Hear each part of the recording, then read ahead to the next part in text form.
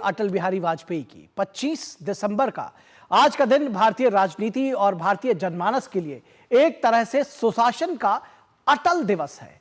आज पूरा देश अपने भारत रत्न अटल को उस आदर्श विभूति के रूप में याद कर रहा है जिन्होंने अपनी सौम्यता, सहजता और सहृदयता से करोड़ों भारतीयों के मन में जगह बनाई थी। अटल जी के व्यक्तित्व कृतित्व से जुड़ी यह विशेष रिपोर्ट देखिए।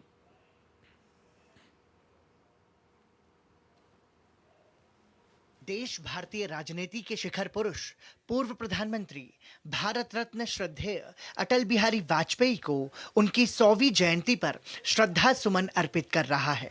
अटल जी की जयंती पर देश के अलग अलग हिस्सों में कई कार्यक्रम आयोजित किए गए।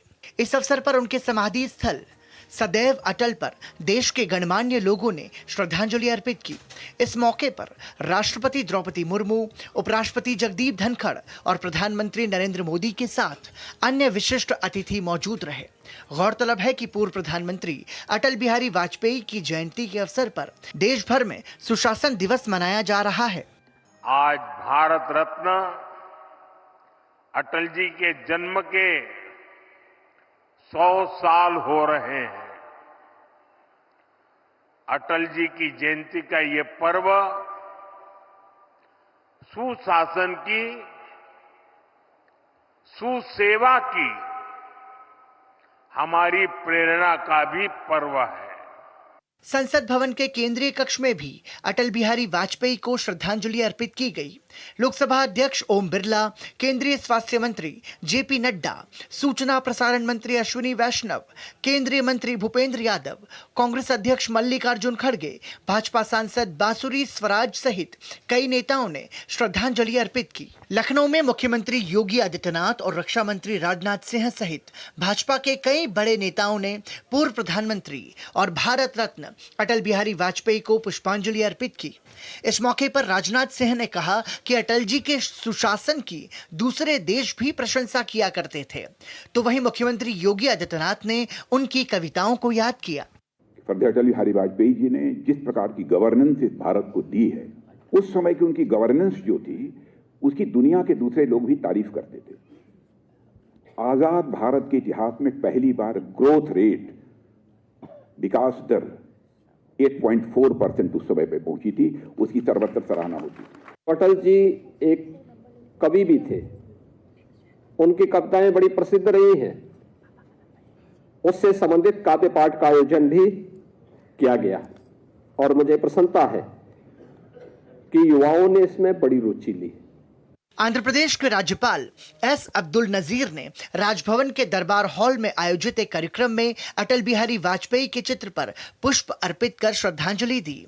तो वहीं छत्तीसगढ़ के मुख्यमंत्री विष्णुदेव साय ने राजधानी रायपुर के अवंती विहार चौक पहुंचकर पूर्व प्रधानमंत्री अटल बिहारी वाजपेयी की प्रतिमा पर माल्यार्पण कर स्मरण किया।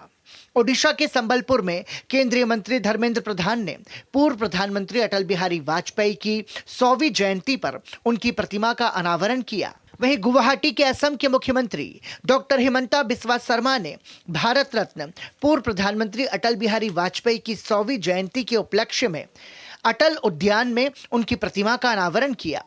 पटना में बिहार के उप मुख्यमंत्री सम्राट चौधरी और भाजपा नेताओं ने सुशासन पदयात्रा निकाली। तो वहीं जम्मू में जम्मू कश्मीर भाजपा अध्यक्ष सत शर्मा ने पार्टी नेताओं के साथ अटल चौक स्थित उनकी प्रतिमा पर पुष्पांजलि अर्पित की। सुशासन दिवस के मौके पर दिल्ली में भाजपा मुख्यालय में प्रदर्शनी का उद्घाटन हुआ। इस मौके पर भाजपा के राष्ट्रीय अध्यक्ष जेपी नड्डा भी मौजूद रहे। Bureau report, DD news. तो सुशासन का पर्याय बने थे अटल बिहारी वाजपेयी। हार नहीं मानूंगा, रार नहीं ठानूंगा, काल के कपाल पर लिखता मिटाता हूं। ये गाने वाले अटल जी की 100वीं जयंती पर देश ही नहीं पूरी दुनिया में उन्हें याद किया जा रहा है। प्रधानमंत्री नरेंद्र मोदी ने इस मौके पर एक लेख लिखकर अटल जी को याद किया। क्या कुछ लिखा उन्होंने, आइए आपको दिखाते हैं। 25 दिसंबर का आज का दिन भारतीय राजनीति और भारतीय जनमानस के लिए एक तरह से सुशासन का अटल दिवस है। आज पूरा देश अपने भारत रत्न अटल को उस आदर्श विभूति के रूप में याद कर रहा है जिन्होंने अपनी सौम्यता, सहजता और सहृदयता से करोड़ों भारतीयों के मन में खास जगह बनाई। पूरा देश उनके योगदान के प्रति कृतज्ञ है, उनकी राजनीति के प्रति कृतार्थ है। पीएम मोदी ने इस मौके पर एक लेख लिखकर अटल जी को याद किया। पीएम मोदी ने लिखा, मैं जी भर जिया, मैं मन से मरूं, लौट कर आऊंगा, कूच से क्यों डरूं। अटल जी के ये शब्द कितने साहसी हैं, कितने गूढ़ हैं। अटल जी कूच से नहीं डरे, उन जैसे व्यक्तित्व को किसी से डर लगता भी नहीं था। वो ये भी कहते थे, जीवन बंजारों का डेरा, आज यहाँ कल कहाँ कूच है, कौन जानता किधर सवेरा। आज अगर वो हमारे बीच होते तो अपने जन्मदिन पर नया सवेरा देख रहे होते। मैं वो दिन नहीं भूलता जब उन्होंने अपने पास बुलाकर अंकवार में भर लिया था और जोर से पीठ में धौल जमा दी थी। वो प्रेम मेरे जीवन का बहुत बड़ा सौभाग्य रहा है। प्रधानमंत्री ने अपने लेख में बताया कि कैसे सत्ता की जगह देश सेवा को प्राथमिकता देते हुए वाजपेयी जी की अगुवाई में 21वीं सदी को भारत की सदी बनाने के लिए उन्होंने तमाम कदम उठाए। पीएम मोदी ने लिखा, 1998 के जिस काल में उन्होंने पीएम पद संभाला, उस दौर में पूरा देश राजनीतिक अस्थिरता से घिरा हुआ था। 9 सालों में देश ने 4 बार लोकसभा के चुनाव देखे थे। लोगों को शंका थी कि ये सरकार भी उनकी उम्मीदों को पूरा नहीं कर पाएगी। ऐसे समय में एक सामान्य परिवार से आने वाले अटल जी ने देश को स्थिरता और सुशासन का नया मॉडल दिया, भारत को नव विकास की गारंटी दी। ऐसे ही प्रयासों से उन्होंने न सिर्फ आर्थिक प्रगति को नई शक्ति दी, बल्कि दूर दराज के क्षेत्रों को एक दूसरे के साथ जोड़कर भारत की एकता को भी सशक्त किया। पीएम मोदी ने लिखा कि वाजपेयी जी की सरकार ने देश की अर्थव्यवस्था को गति देने के लिए कई बड़े आर्थिक सुधार किए। इन सुधारों के ही कारण भाई भतीजावाद में फंसी देश की अर्थव्यवस्था को नई गति मिली। उस दौर की सरकार के समय में जो नीतियां बनी, उनका मूल उद्देश्य सामान्य मानव के जीवन को बदलना ही रहा। देश को अब भी 11 मई 1998 का वो गौरव दिवस याद है। एनडीए सरकार बनने के कुछ ही दिन बाद पोखरण में सफल परमाणु परीक्षण हुआ।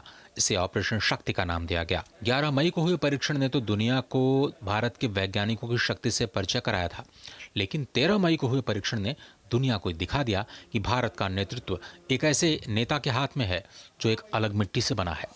वाजपेयी सरकार के शासनकाल में कई बार सुरक्षा संबंधी चुनौतियां भी आईं। करगिल युद्ध का दौर आया, संसद पर आतंकियों ने कायराना प्रहार किया, अमेरिका के वर्ल्ड ट्रेड सेंटर पर हुए हमले से वैश्विक स्थितियां बदली, लेकिन हर स्थिति में अटल जी ने भारत और भारत का हित ही सर्वोपरि रखा। जब भी आप वाजपेयी जी के व्यक्तित्व के बारे में किसी से बात करेंगे तो वो यही कहेगा कि वो लोगों को अपनी तरफ खींच लेते थे। उनकी बोलने की कला का कोई सानी नहीं था। कविताओं और शब्दों में उनका कोई जवाब नहीं था। विरोधी भी वाजपेयी जी के भाषणों के मुरीद थे।